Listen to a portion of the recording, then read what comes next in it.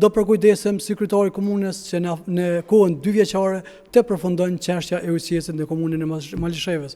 Komuna e Malishevës ka nevojë në infrastrukturë rrugore, shkollore, shëndetësore e gjitha këto për shkak se kemi probleme të hatashme. Fillimisht i përshëndes qytetarët e komunës së Malishevës. Unë si kryetar komune do mundohem të punoj ligjërisht me qytetarët dhe për qytetarët.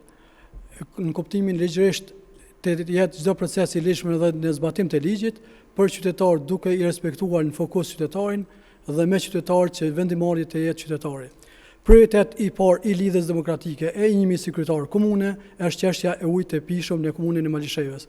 Padyshim se ky problem është i zgjidhshëm, qoftë përmes nivelit qendror i cili ka implikim drejt për drejt, por nëse kjo nuk ndodh në 6 muajit të parë nga marrja e mandatit, do përkujdesem si kryetari i komunës që në kohën 2 vjeçare të përfundon çështja e ujësisë në komunën e Malishevës, për shkak se qytetarët e komunës Malishevës vuan nga ky problem me ujë të pijshëm.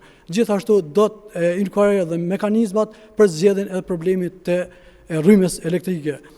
Si problem ose fokus kryesor i imi si kryetar komune do të jenë këshillat lokale. Për shkak se aty buron demokracia, aty buron vendimarrja.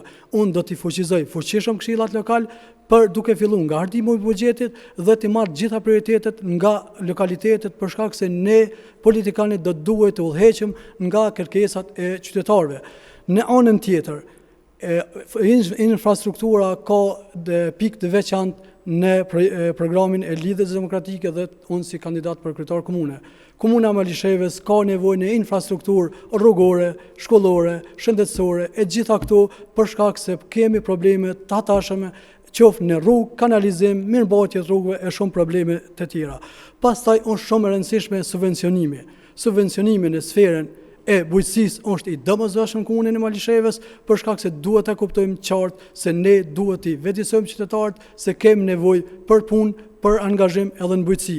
Subvencionimin në kulturë, subvencionimin në biznese start-up dhe në përgjithësi në angazhimin tonë në subvencionim të sferave të ndryshme.